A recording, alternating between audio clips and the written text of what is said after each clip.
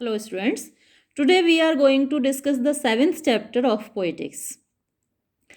These principles being established, let us now discuss the proper structure of the plot, since this is the first and most important thing in tragedy.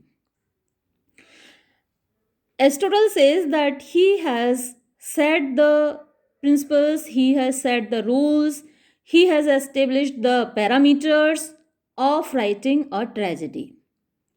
And now he is going to discuss about the structure of the plot. What type of the plot should be there in a tragedy? Since this is the first and most important thing in tragedy, he has already said it that plot is the soul of tragedy, plot is the most important element of a tragedy.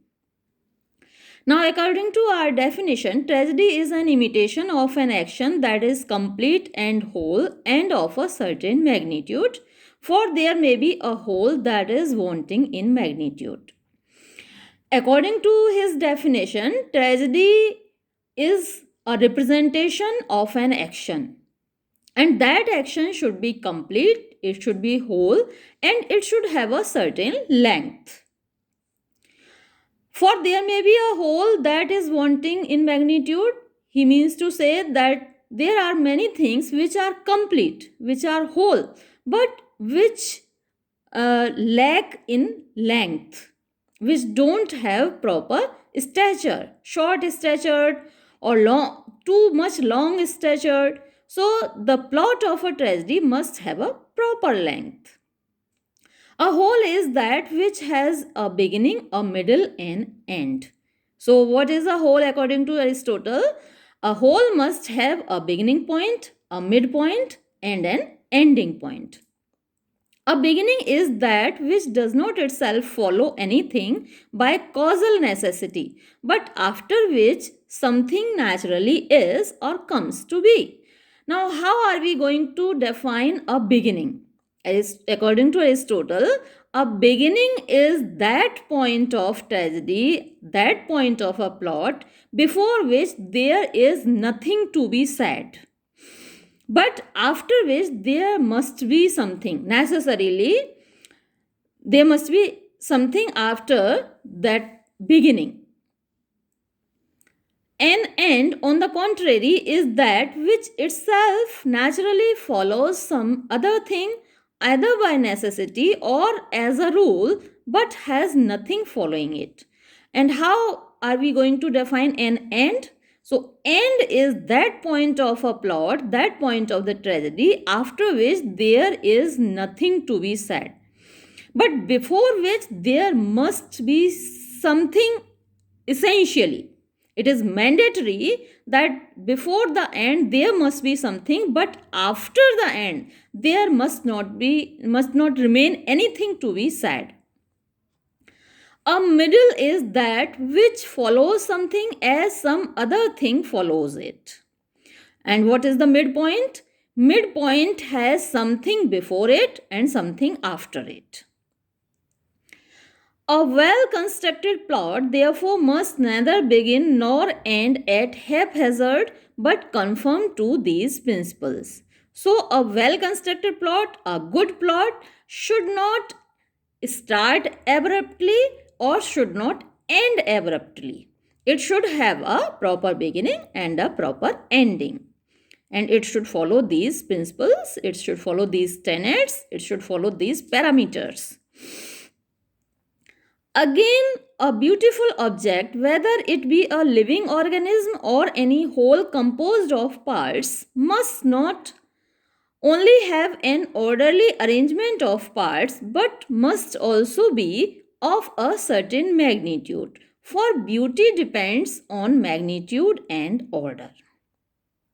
So, a beautiful object or any other object, whether it is a living organism, living body, living being, or something inanimate which is made up of parts, it should have a proper arrangement and it should have a certain length. It should neither be too long or too short in order to look beautiful, in order to look appealing, it will appeal to the onlooker, it will appeal to the spectator only when it is properly arranged and only when it has a proper length. Hence, a very small animal organism cannot be beautiful, for the view of it is confused, the object being seen in an almost imperceptible moment of time. So, according to Aristotle, if some living being or some inanimate object, if it is too short, too small, it cannot be called beautiful, because the onlooker or the audience or the spectator is confused to see it, because the parts of that organism are not visible clearly. Nor again can one of vast size be beautiful. And the opposite of it, the contrast of it, if some living organism or some body is too much large, again it cannot be called beautiful. For as the eye cannot take it all in at once, the unity and sense of the whole is lost for the spectator. So, if something is too large, if something is too big, of vast size, again it is not beautiful because the spectator cannot see it in one view, in one glance.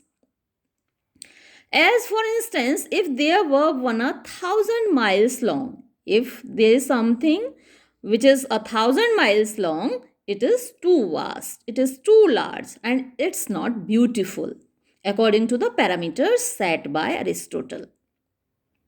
As therefore, in the case of animate bodies and organisms, a certain magnitude is necessary, and a magnitude which may be easily embraced in one view. So, in the plot, a certain length is necessary and a length which can be easily embraced by the memory. So, after giving the example of a living organism which should have a certain magnitude, which should have a certain length, Aristotle says just like a living organism, the plot of a tragedy must also have a certain length, and its length should be as long as can be embraced by the memory, means the audience can memorize it, the audience can remember it. The limit of length in relation to dramatic competition and sensuous presentment is no part of artistic theory. So he says that parameters of artistic theory are not applicable on those dramas which is written for competition or for sensuous satisfaction.